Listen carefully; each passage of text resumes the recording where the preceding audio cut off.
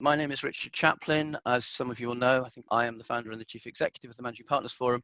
And a couple of days ago, literally, when I was trying to think, what is it that we're all feeling and experiencing, I kind of thought, well, it's probably loneliness. It's probably a little bit unsure as to what we should do next, unfamiliar world.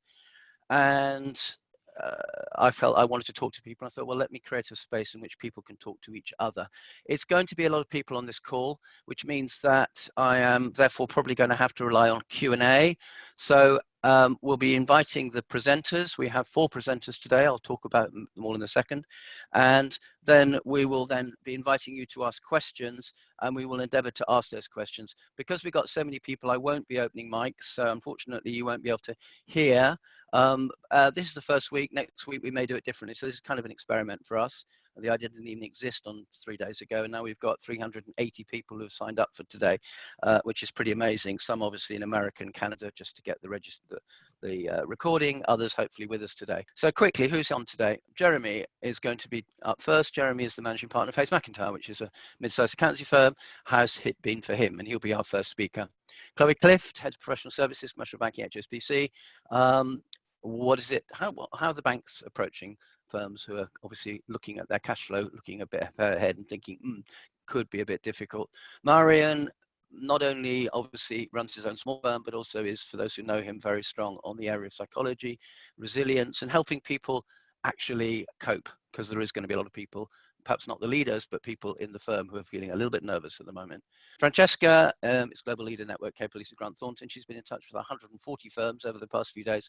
So she brings a global perspective, which, given we have people from Australia, Asia, various places, America, Canada, Holland, France, Germany, and a few more on the call or having resolved, then that again is really going to be helpful. Well, we went through all your various comments and we found, and it's a quick summary, but broadly they fell under 6 main areas, which obviously are on the screen in front of you. I won't read them out. They're all ones that you can, and we will be kind of using these, the speakers all had them obviously, we will be using these to guide our conversation today. Interesting, there's one on there that isn't there, which is personal and resilience and how do I cope. So we will be including that one on the list, even perhaps it wasn't in the issues raised. And the fact it wasn't in the issues raised is perhaps in itself of interest, because I sense that's actually where, once the business as usual agenda has been dealt with, I think that's probably where we're going to find ourselves increasingly focused around the personal and the psychological, which is something that professional people on the whole, as Meirion will explain, aren't very comfortable with. It's asking questions you don't normally ask and thinking about things you don't normally like to do at a time of change, which for most professional people is something on the whole they don't like, because it's not something that they have been brought up to do. So we're all in a very strange, different set of times. My description is we're in free fall and we're waiting for a new normal to emerge, but nobody quite knows what it looks like. I think that's probably about enough from me. So I'll now hand over, if I may, to Jeremy, who's going to talk a little bit about his views, and he's talking for literally 5 minutes. Thank you very much, Richard, and good morning, everyone. First and foremost, I hope you are keeping well, whichever part of the world you are in. I think, yeah, it's been a turbulent few weeks. I think one of the biggest challenges for me and for us as a firm has been the speed at which it's being changed. I think we have conversations first thing in the 9 o'clock in the morning and decide what a plan might look like, and then by 4 o'clock in the afternoon we've torn that up and we're starting again. So just that sheer speed has been incredibly difficult to deal with in terms of planning or putting in place any changes. Where we started first and foremost was certainly from a health point of view, protecting our people and ensuring that as far as possible we could look after those, the people. And that was from travel logs, making sure we knew where everyone was, addressing any symptoms that were shown and making sure people were self-isolating. So we were very hot on that in the early days, and we were trying to address that and ensuring that we were looking after the health of our staff and people as our priority. Obviously, that still remains our priority, but having dealt with that, we've then moved on to other matters. I suppose from my point of view as managing partner, the next key objective was cash flow. and how we ensured that the cash flow of the business stayed strong. And we addressed that in various different ways and looked at that. Once we'd shored that up, we're then sort of more focused on profit and ensuring that we at least maintained some level of profitability in such uncertain times. That is more challenging. Trying to set a budget at the moment for our next financial year, which is to March 21, is virtually impossible. Again, it's a little bit like I just mentioned, that you write one in the morning and by the afternoon you've changed your mind. We will need to, I think, trying to approve a budget for that year will be incredibly difficult. I think we will probably look to break that down into much smaller parts. At the moment, we are trying to get some visibility over the next 2 or 3 months in terms of workflow. We're pretty well set up in terms of working remotely, but of course we need our clients to be able to work remotely as well. So there's two sides of that. So we're assessing what work can be done in that regard. And then of course in the current climate, we want to ensure that that work is being done with clients who are going to pay us in accordance with our normal terms of business. Now, of course, we will be sympathetic to the extent that our cash flow can support it with our long-standing clients and our clients that have strong balance sheets, but we do need to ensure that our cash flow is maintained. I think we're in the early days, obviously, of remote working. We closed the office yesterday afternoon in London, and that certainly presented some practical challenges, but I'm pleased to say I think we dealt with most of those. And we're in the early days, but inevitably there will be real challenges with teams being able to work together, and we're really pushing hard to ensure that there's lots of communication, lots of video communication so that people can actually see each other, and lots of communication with clients, and we're breaking that down into different clusters and different teams. So that's where we are at the moment. I suspect by this afternoon what I've just said will be different again. But I think the key thing is, I don't know who made the quote, but survival is victory, but never miss an opportunity in a crisis. So I think we will certainly move into that very shortly and go forward from there. Jeremy, that's really helpful. Thank you very much indeed. I mean, there's probably so many points there. I know you thought about it carefully to cram it into 5 minutes, and I'll probably need to listen to it 3 more times to take them all on board. But thank you so much. It's been really helpful, and I think a lot of people on the call will kind of relate to that, because leadership is a lonely place. I think that's the message I took away from that sometimes. But it's really great to feel you've got good people working with you and supporting you. But ultimately, they are looking for you for direction, and that's something that some people were brought in as leaders for one reason, others for another, but I think leadership will be something that becomes increasingly important in these difficult times. Francesca, would you like to now talk us through the perspective from the global firm, in particular with an international reach? Oh, no, thank you, Richard, and good day, everybody. And just, Richard, give me a thumbs up if you can hear me loud and clear. Well, sounds okay. Thank you very much. So wherever you are, I imagine that you're in different stages of looking after your people, looking after your clients, and then how do you continue to innovate in this current circumstance? And I think it's probably fair to say unprecedented in terms of scale and size, but a lot of learnings are coming through from those of us who are actively busy during the financial crisis and various other global crises that come, and a lot of learning we can take from that. I really enjoyed listening to you, Jeremy. I'm going to try and be additive rather than repeat.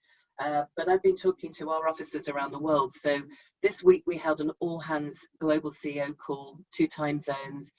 We had all our CEOs on that call. And I think what's really fascinating is to see that spread that's taking place from countries that have been dealing with this since January to countries where really they've got no live cases or their first live case, and how people are going through a very steep learning curve. They're going from zero to fast really, really quickly. It's the Ferrari of all pandemics, really. So you are getting a lot of sharing. And I think I can only stress communication is absolutely key here. Communicating between your offices, between your firms, and just between everybody in every office as well. People are hungry for information, and they fill the gaps with bad information if they don't get it direct from leadership. So massively important. IT has become the order of the day, solid platforms that enable people to work from home and work differently. We've been using Teams, Microsoft Teams. There's so many great platforms out there. And many firms are running alongside slightly more old style, but supportive text messaging service so they can cascade messaging down just in case some of the core infrastructure doesn't quite hold up in times of crisis.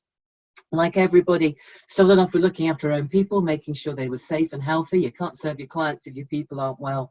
A lot of firms have been doing split teams for a little time. That means teams have been separated so that if people get ill, the whole team isn't wiped out. Some working from home, some working from the office. But now a lot of firms are mandating or have to mandate home working. A lot around keeping people safe during self-isolation, particularly those who are single, particularly those who are very limited in terms of their access to other people. We've got people in parts of the world who aren't allowed even to walk out on the streets with someone, Spain and Italy being obvious examples. And also then some real practicalities, people who want to cancel holiday, but if we all go back to whatever the new normal looks like in 3 to 4 months, what do you do if everybody wants to then be on holiday? How do you keep your business going? So lots and lots of thinking around people that's happening, but obviously a massive focus around utilization.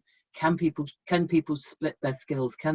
We've got advisory people helping with stock takes. We've got people moving from service line to service line and a very, very close handle on timesheets and utilization data just to make sure right people are in the right place at the right time.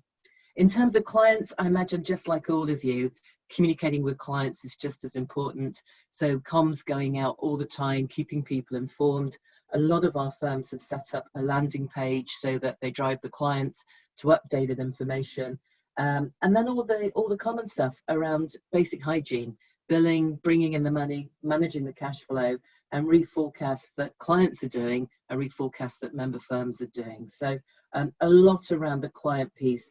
There are clearly major opportunities. You can imagine all your recovery and restructuring people around the world are getting very excited at the moment, but it's really important that we're not tone deaf. Clients who are struggling to meet their basic financial needs, the last thing they want are people forcing solutions at them, when actually what they want is empathy, understanding, and how they're going to keep their business afloat. So that whole piece is hugely important.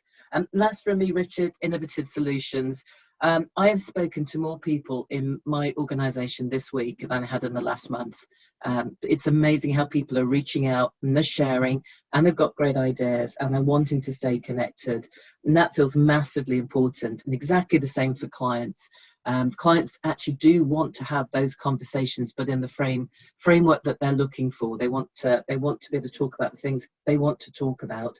I think we will see a lot of revenue raising opportunities coming through, but at the moment it feels like that's got to be done in a thoughtful way. So lots and lots of happening, and just like Jeremy said, what's true today might not be true tomorrow.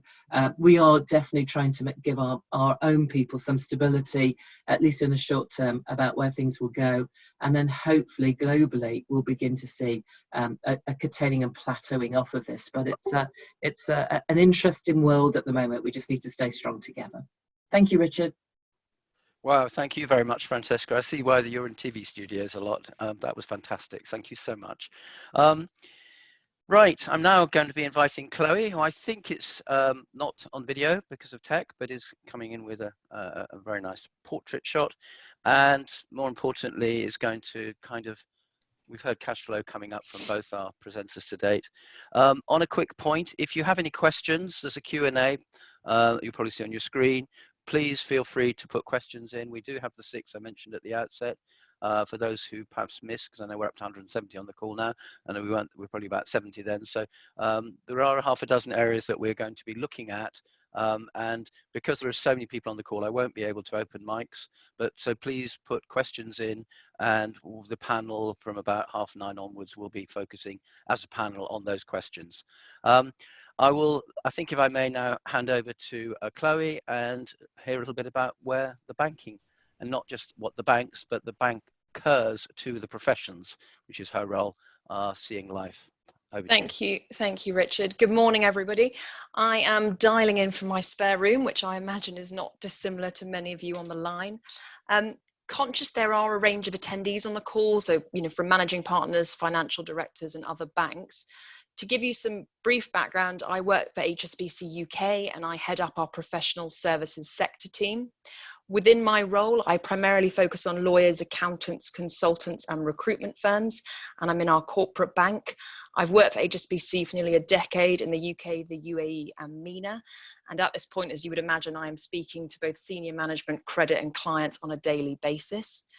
I know everybody is facing different challenges at this time, and we are here to support our clients during these unprecedented times. And we realise, given our size and scale, we absolutely play an important role in times of uncertainty. Firstly, I would urge you to stay close to your bank, whether it's HSBC or another banking institution. Similar to supermarkets I heard the other day, banks obviously need to work together to support our clients in these unusual times. Hopefully your relationship managers are already actively reaching out, but if they are not, do call your bank if you have any concerns. To give you an idea of our scale, we have 14.5 million customers across the UK, supported by 32,000 colleagues.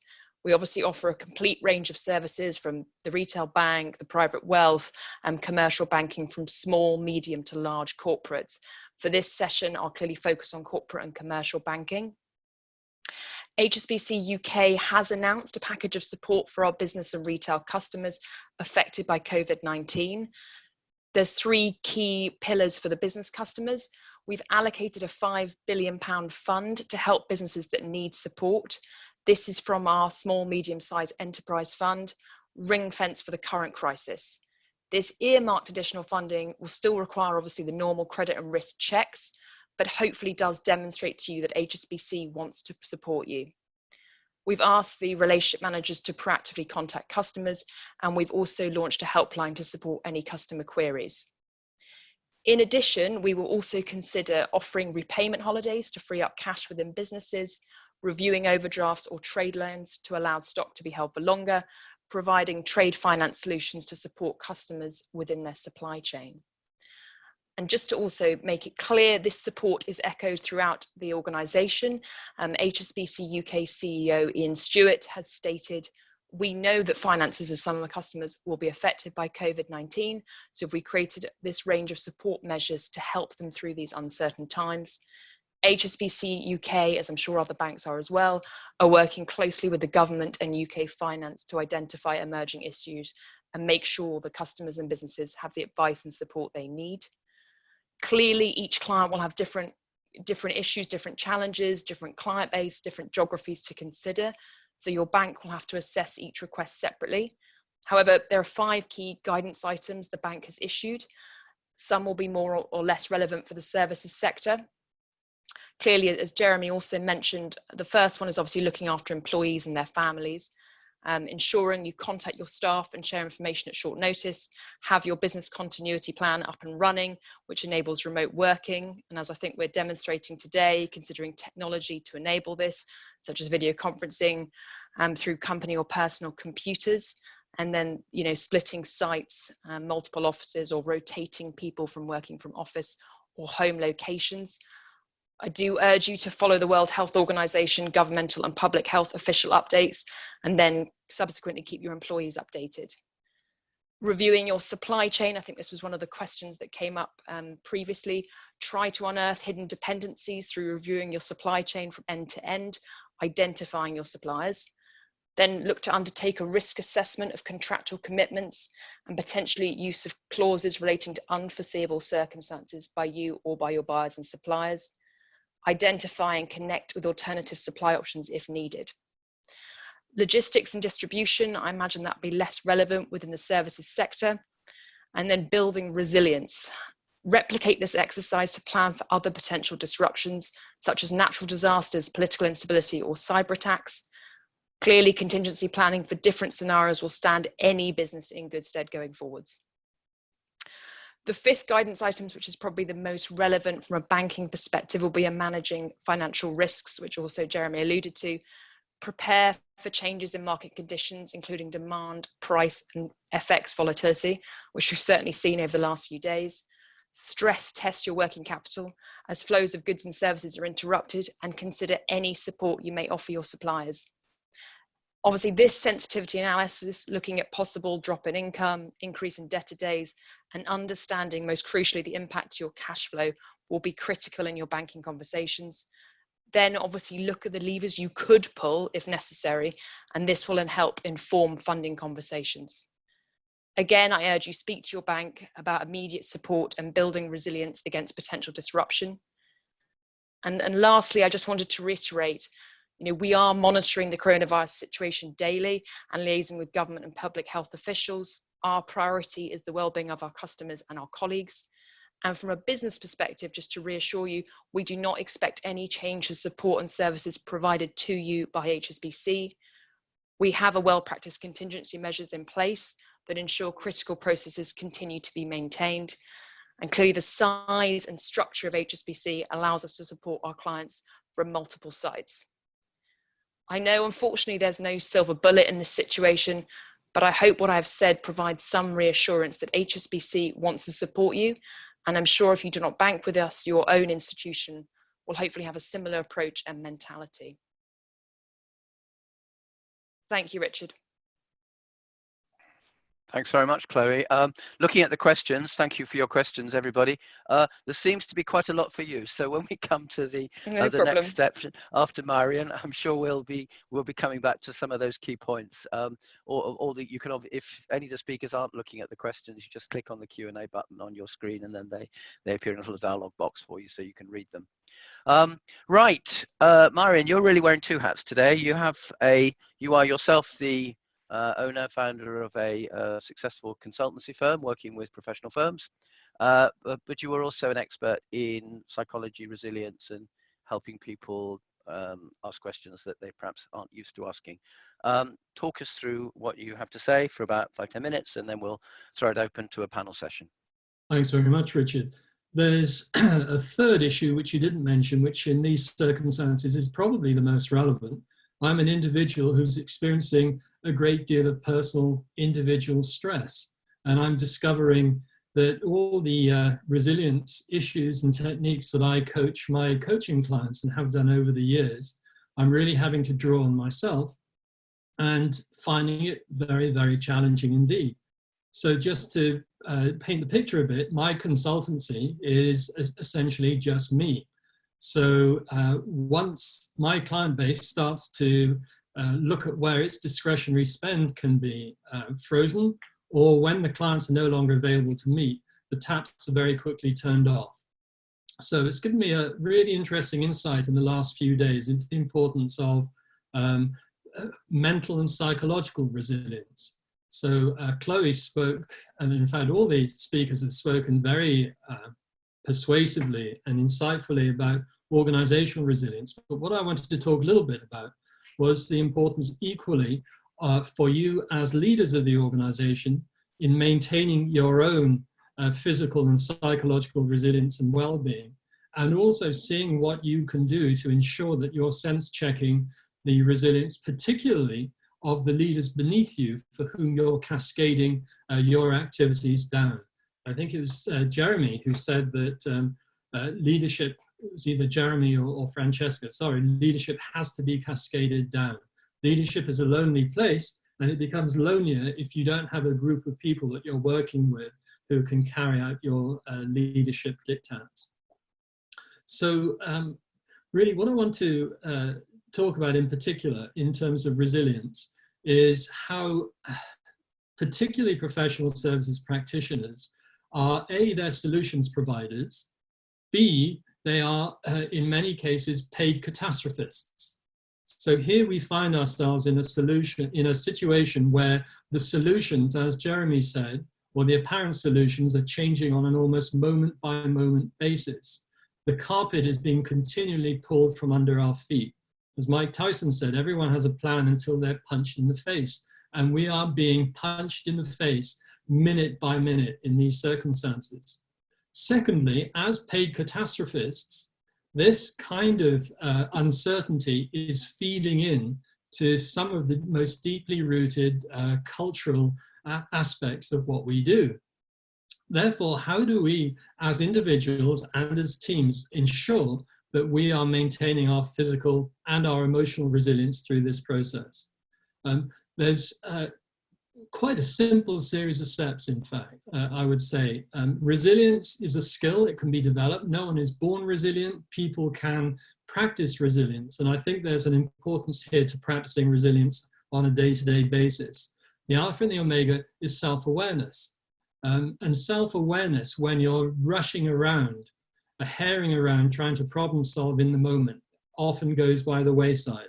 So I would ask you to find an opportunity every so often throughout the day to ask yourself questions. What are you thinking? What stories are you telling yourself? What emotions are these stories giving rise to? What justifications do these stories have? What alternative emotions, what alternative courses of action are open to you? And these can very quickly act as circuit breakers to kind of interrupt the emotional flow that might be carrying you up. But more importantly, I would strongly urge you to ask these questions of your team. Be there for them. Don't assume that everyone shares common purpose. Don't assume that everyone has the same level of self-control and self-management as you. Check repeatedly. Use silence as your ally.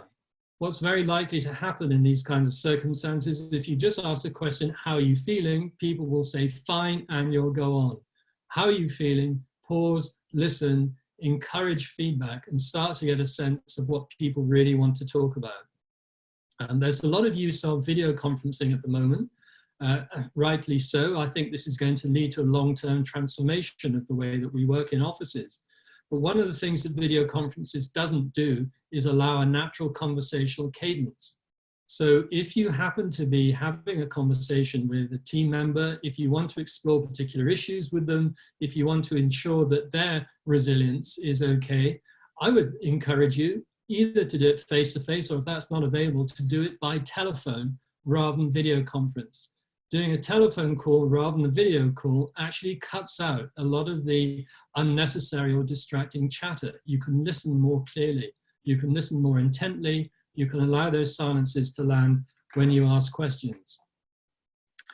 So communication is absolutely critical, and this of course applies to clients as much as it does to internally. Francesca talked about the importance of empathy. I would say in these current circumstances, empathy, rapport, giving a strong sense that you are there for your clients is as important as anything else that you can provide, given that any actual logistical solutions are probably going to be redundant by the end of the day. But be empathic, listen to your clients, ask your clients, show sympathy, allow them sometimes to vent when they might not be having an opportunity elsewhere. I think it is a particularly important aspect of this. You know, you said, Francesca, don't be tone deaf. A very easy way of not being tone deaf is just to not say anything and to listen, and to allow the client to say what they feel and then respond to that. So I would, finally, I would conclude by saying we tend to refer to the least resistant behaviors when we behave. In other words, we do what is instinctive, what has been trained into us. Sometimes those least resistant behaviors are to go on and get things done without checking understanding, is to assume that people all understand us, is to not explain why we've come to a particular decision, is to assume that others mind read us. Don't do that. Be alert to the tendency to defer to least resistant behaviors, and try some of these techniques to ensure that everyone in your team is as resilient as you. Richard. Thank you, Meirion. As I said, this wasn't actually a particular, hang on a second, share. This wasn't something that was raised by the what is now 200 or so people on the call, and the other 100 or so who wanted to hear the thing. So let's go back to my earlier slide. For those of you who weren't on the call at the beginning, I'll just take you through the background. When we invited people to register for the webinar, we gave them a mandatory comments box. That's quite scary for most people, but hey, you can get away with it when it's free. And we basically, actually, out of that, we obviously various people commenting on the initiative itself, which was, thank you for that kind feedback. But more importantly, a number of issues emerged which we felt were particularly kind of hit the chord across a number of different people. They're on the screen in front of you. Business continuity, managing work from home, government support measures, business development strategies, managing costs, financial impacts. Unfortunately, Marcia from the government isn't on the call today, so we may have to duck number 3 and pick that up next week when possibly there's a bit more clarity around what government is doing, because I think they're again, like everybody, having to sort of live day by day. But I think we can certainly as a panel address the other 5. We've touched on them all to some extent, but what I'm going to do I think now is kind of throw it open. We also have at the moment 9, but please put in more questions that have come in which all the panel can see, and hopefully over the next half an hour, and we will stop at 10 o'clock on the dot, we will be able to cover your issues in a bit more depth, because at the end of the day today, as I mentioned earlier, is all about sharing. I'll stop my screen share now and hand over to the panel and really not try Richard, and manage it. It's Chloe. I'm just thinking there's quite a few questions that have come through on the financing side. So a couple of points for me, and thank you for sharing the questions. In terms of, there's questions around the liquidity of the bank, and also what is our appetite to not just provide support day one, so now, but also, you know, this is going to take possibly 2 or 3 months for WIP and cash flow to really tighten to issues to emerge. So I think a few things on that. Around the SME fund as well, there was a question on that. Reach out. So if you bank with HSBC, reach out to your relationship manager. I don't know, Richard, whether you can share my contact details afterwards. So if anyone has any concerns around who they can speak to, then I'm happy to point you in the right direction and be an escalation point as well. It would be handled by the frontline team who would work with credit. Everyone is aware that this funding has effectively been ring-fenced for this crisis is probably the only word to describe it. So everyone is cognizant that credit has appetite, as does senior management, to support with additional funding that has been ring fenced. So hopefully that will help. It's also not just for today. So I'm speaking to a number of firms, you know, on a daily basis. Some want committed facilities now. They want the certainty of funding. They want to pay for it now, even if cash flow isn't an issue for 3 to 6 months. Others are just flagging it, saying this may be an issue. We can't foresee whether, you know, income might drop by 10 or 20%. And I think either way, the message really is speak to your bank, make them aware of what you're seeing now and what you foresee could happen if these eventualities do occur in the next few months. So our appetite has absolutely not changed for the sector. Professional services is a very significant part of our book, and that the feeling from the top and throughout the organisation is we should be there, not just now, but in the coming months as well. And I think, you know, if you banked with HSBC during the recession as well, hopefully that was clear through any crisis. You know, there's other banks on the call as well, but you know, HSBC didn't need any government funding. We've typically been very conservative, so that we have adequate liquidity to support our customers, you know, through when times are good, but when also times are bad. So hopefully that will provide a little bit of reassurance. Yeah, thanks for that. Just to make the point, Managing Partners Forum is partisan. We're absolutely delighted to have Chloe here, but we do know for sure that Barclays, RBS, Santander and others are on this call, and clearly the relationships are the main things that matter most. So our argument always is cultivate the existing relationships and make them stronger rather than necessarily reaching out to new people. That's as a generality, obviously. But anyway, let's go back to the specific agenda for a second, which, if you recall, looked a bit like this. So who would like on the panel to tackle one of those issues, or would you like to just comment on business continuity and then move on to the next one? I'm completely relaxed. Richard, if you don't mind, it's Francesca. I might pick up on the second bullet point, and there were some great questions in the Q&A as well around how do you work from home remotely, and I suspect that everybody on this call is both using that and challenged by it and dealing with it.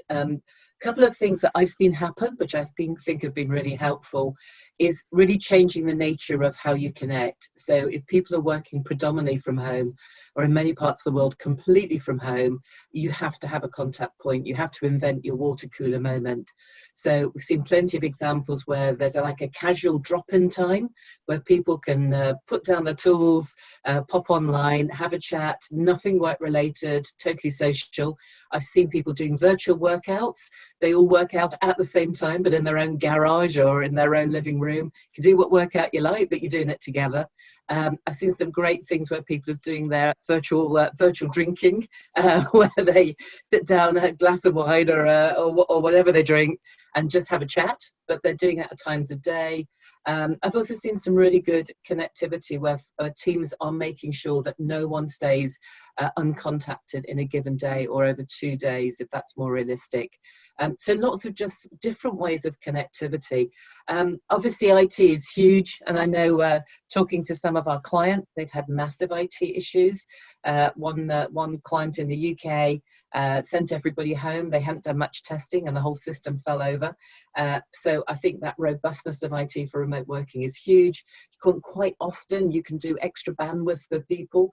If you've got children, or in my case university children, they all come home, they're all on Netflix all day. How do you keep your work bandwidth going? So quite a bit that needs to be thought out around there, and a lot of businesses are enhancing the bandwidth centrally to enable people to still access things wisely and smartly. And I'm sure there's much more that people have got beside that, Richard, but that was just some thoughts on that.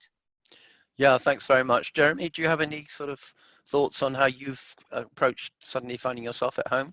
Yeah, I guess the thing is really emphasise the need to keep in touch through various different teams. Now, whether that's audit teams, whether that's the audit department, whether that's the tax department, just make sure there's lots of different clusters around so that no one gets isolated really, or can be left to feel lonely. I think it's interesting. We were going through a flexible and agile working program currently to work towards more working from home, etc., which was very exciting and appealing. And I'm sure lots of us appreciate that day a week or 2 days a week when we have the opportunity to work from home. But suddenly the prospect of being at home for a number of months trying to work is a completely different scenario. So I think it's just important to make sure there's contact, and as Francesca said, we've talked about those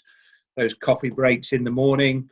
We have a very sociable group, and I'm sure, like other audit firms, we have a large number of staff that are within 3, 4, 5 years of university, so quite a young cohort, and that social side is really important for them. So we just need to make sure we try and find opportunities to ensure that happens. I suspect, again, in the next few weeks we'll develop that, and we'll think about that a little bit more. I don't know whether we could look at things like online quizzes or whatever to make sure that we keep the team and that social aspect of our firm together. I think just picking up on one of the other points around cost control and perhaps business development, and again, a bit like I touched on earlier, our initial focus was cash flow, and then we're looking at profit.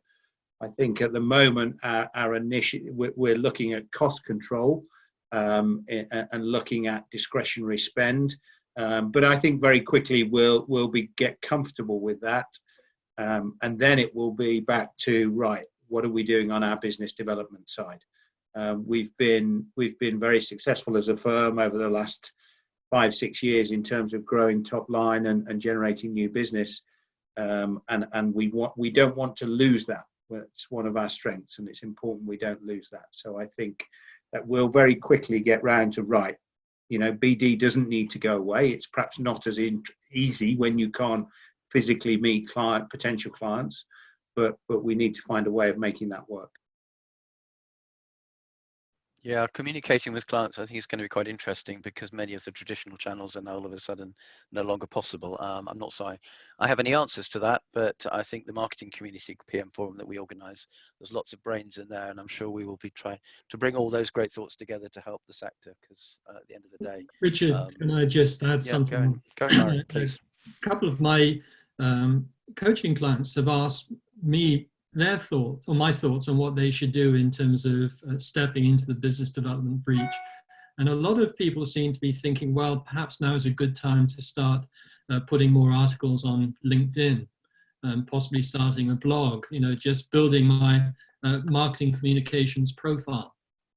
And whilst I think that isn't going to hurt, I think the very fact that so many people are thinking of doing this kind of thing at the moment risks creating a kind of white noise of materials. And unless there's a specific USP, a specific proposition that you're pushing out, and unless you're doing it in a very timely way, probably there's a risk that one is going to be contributing to that white noise.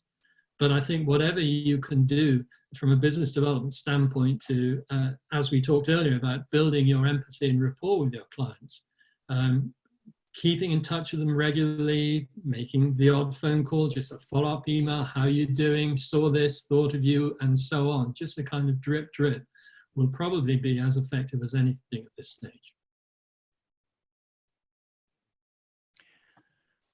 Chloe, just for curiosity, I mean, again, it's maybe something you haven't thought about particularly, so please don't feel you have to respond, but you are clearly looking to engage with professional firms. That's your business, and to support them and finance them. And I mean, how are you approaching your marketing differently, or is that just too early to say?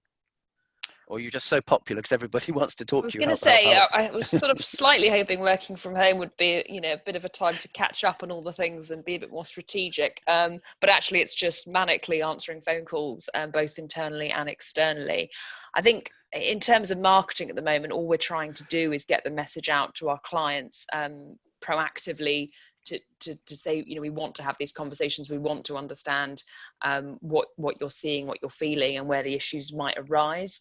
And also we've got this dedicated sort of COVID-19 helpline now as well, because obviously we have such a span of customers from retail, business banking up to, FTSE 250. So really trying to cater for, in some ways very different needs, but equally, understandably, people want to have discussions with their banks, either over their existing facilities or possibly needing further funding, preempting a liquidity need in the next 2 or 3 months. But it was interesting what Jeremy said, forecasts, we recognize it's incredibly challenging. I think Jeremy referenced, by the end of the day, whether the forecasts still stand, we know no one has a crystal ball, so it's just making reasonable, logical assumptions at this point, and talking them through with your bank, and then seeing really when things start to bite at that point, understanding how long could you manage with a 10 or 20% drop, for example, in revenue, and are you seeing bad debts go up? Are you seeing extensions of debtor days? Those sort of characteristics is really what a financial institution, HSBC or any other bank would be interested to understand. That's great. Meirion, I'd like to pick up one point that you made a little bit earlier on, which is regarding what you might call your divisional leaders. Because as we all know, the idea that the managing partner has a direct line to everybody in the organization, it just doesn't work that way. There will be key people where they're heading up an office, a division, a section of the organization. And they are also, in a way, very key to the esprit, the morale, the whole feeling of the team or the department that they're responsible for, and yet in many cases may not have the same leadership role or access to information or strategy that the managing partner does. How do you deal with those critical, what in other contexts might be called middle managers? And I'm not trying to cause offense in using that term. Well, we've had this discussion before about what leadership characteristics you can apply to someone in that middle manager role. My view is that anyone in an organization can actually be a leader. That leader is not about management. It's not about the kind of the moving around of material or setting structures or budgets. It's about finding the kind of instinct to contribute to a sense of common purpose, to create enthusiasm, to create a sense of direction, almost to articulate a vision. So I think, first of all, if you're thinking about a leader, and that leader's, as it were, second tier of leaders beneath them, there needs to be a collective sense of purpose. I don't think that there can be a cigarette paper's breadth between those in terms of what they share in terms of that purpose and their understanding. So I think one of the leader's roles is to ensure that his or her second tier of leadership beneath shares that and shares it intimately, and then to agree how that's going to be communicated, how that's going to be cascaded out beyond them. What are the specific messages? You know, what are the kind of core components? The further you get down from that kind of top leadership role, the more difficult it becomes. It's almost like a delta, because you're dealing with different personalities, different communication styles, different ways of expressing themselves, a mix of introversion and extroversion, and so on. So ensuring that that leadership team is sharing doubts, sharing concerns, asking for advice on how best to approach particular communication and leadership challenges, and so on. There has to be trust, there has to be accountability and understanding in that group. And then I think it's important that those leaders feed back to that group on how they're doing. That there's an ongoing kind of assessment of how their messages, how their leadership responsibilities are landing. So there's a frequent and accurate and transparent review of the impact that they're having, so that any lessons, any development points and so on can be fed back into the circle, and prompt steps can be taken. You know, we talked about how quickly the picture changes. I think leadership has to be agile, and everyone in that leadership structure have to be agile. And the only way they can really do that is to ensure that they're communicating very closely with each other. So that's a kind of question of mutual accountability. I'm not sure if that answers your question, but you know, those are just some top of mind thoughts. I'm not sure it's a question, to be honest. I think it's just more something that people kind of focus a lot on the front line, as I call them, and they obviously focus on leaders and strategy. But actually, the thing that makes the firm really work is having those great lieutenants, or whatever word you like to use, who are there, actually making sure that those views, purposes are shared. Absolutely. I went into a firm the other day, and they have a front of house guy who is a former manager of a hotel. And so he makes sure that people, when they're coming into the organization, feel welcomed, well attended to, are immediately dealt with in terms of any needs they might have, and so on. And as far as I'm concerned, he is a leader in that organization because he's setting a tone. He is conveying the sense of urgency and commitment to people as clients or customers of the organization. And he is showing that he is part of that collective vision. And I find it really inspiring to see him. So anyone can be a leader if they so choose. I think that kind of sense of urgency, common purpose, and as you say, esprit de corps has to be built in. Richard, can I jump in on a couple of the questions that have come in? By the way, Mary, I thought that was really, really thoughtful around empathy and people and how we need to work.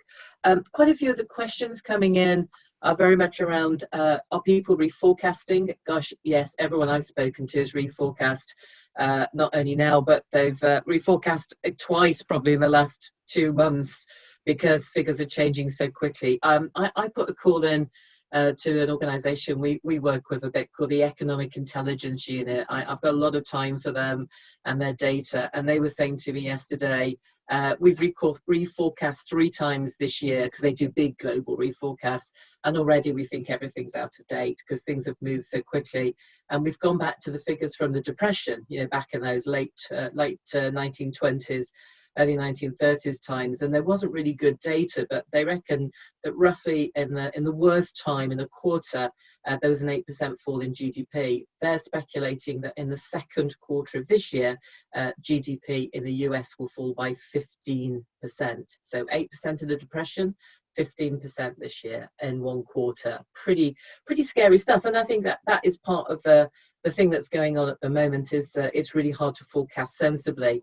But I think a couple of you have also mentioned you want to be, do right by your people and do right by your clients.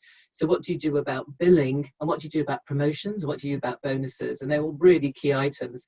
I think in terms of the billing, the view we've taken is that we'll keep on billing as we would normally do, but obviously being alive to the businesses where that's problematic. So do it with a friendly ear, but we don't see any reason to stop billing.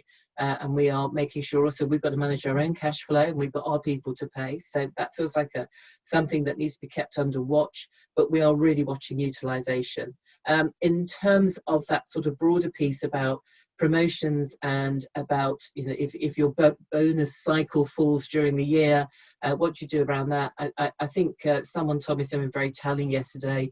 They said, I've been worrying about it, and then I had 4 or 5 messages from my friends who just lost their jobs, and I thought, you know what, we just have to keep that reality check going. We have to keep the business going. Better that we make sure everyone's in a job, and promotions and bonuses may absolutely take a back seat as we make sure that we protect full-time employees as much as we possibly can. So no easy answers on any of it, and clearly something to be kept under review. But for those who've asked those questions, I think they're questions everybody's asking. They're really great questions. Thanks, Francesca. That's fine. We've got a few minutes left. There's an interesting question from actually Chris Blythe, who says, at some point in the future, things will go back to a new recovery. Things will, if you like, go back to what let's call it normal. But anyway, whatever new normal look like. What will you wish you'd done now to help? Interesting question, that one. Anybody on the panel have any thoughts on that? I think that's next week's dilemma. Well, we've got another call next week, so thank you for that nudge. Appreciate that one.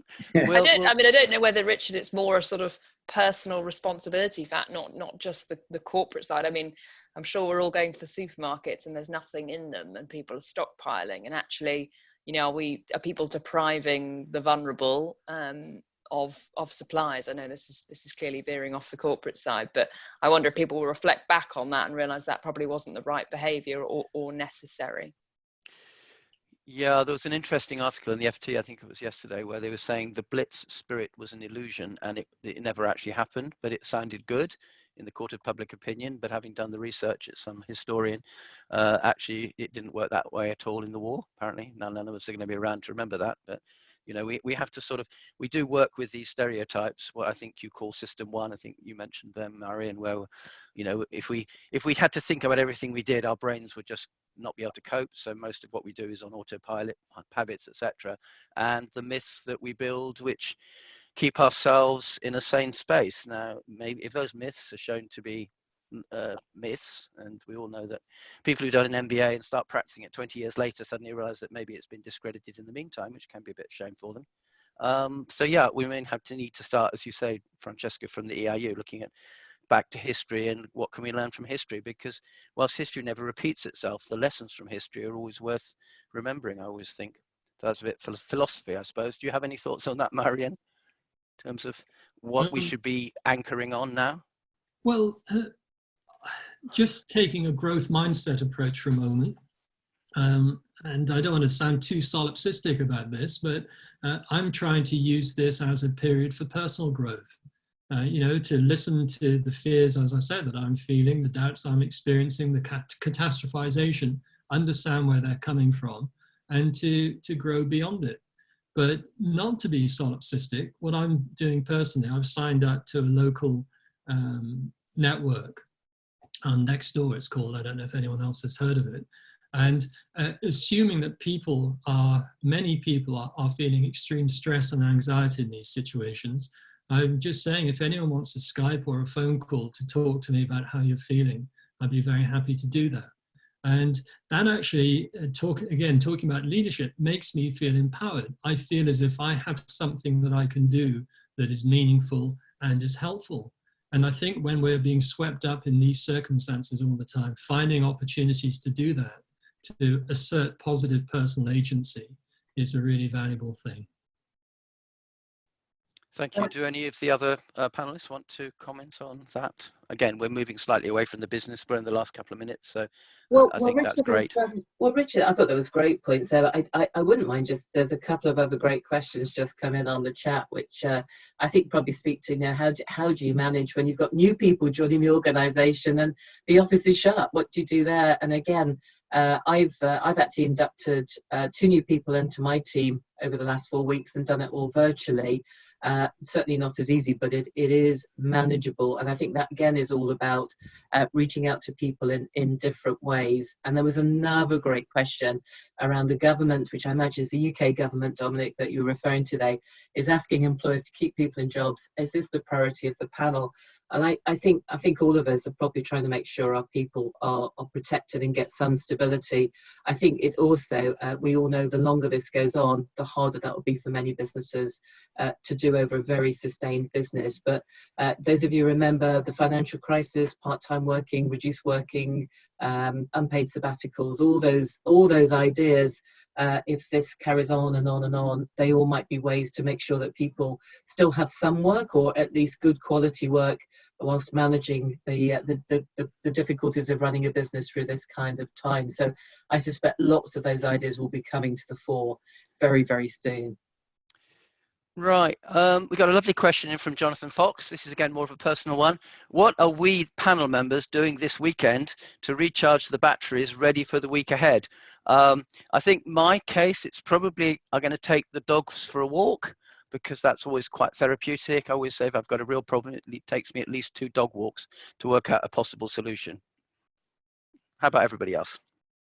I think it's a really good question. I think it's a good question, not just in terms of what's happening at the weekend, but just trying to have some discipline during the day as well, when you're not used to being at home, to make sure that you actually get outside of the house, and do something and get those steps up, I suppose. But yeah, I think it's important that happens during the week as well at the week as well as at the weekend, for those of us that are not so used to working at home and don't just fall into that trap of it's easy just to go and sit at my desk. I'll just go and look at my emails for an hour, and I'll just do this for an hour, etc., etc. So I have no particular plans this weekend, but I think it is important that we ensure we get those breaks away. Particularly when we're those of us that are not used to working in that home environment so much. And I think there might be, sorry, Francis, I was going to say there might be lots of Amazon deliveries of home gym equipment, I think, too.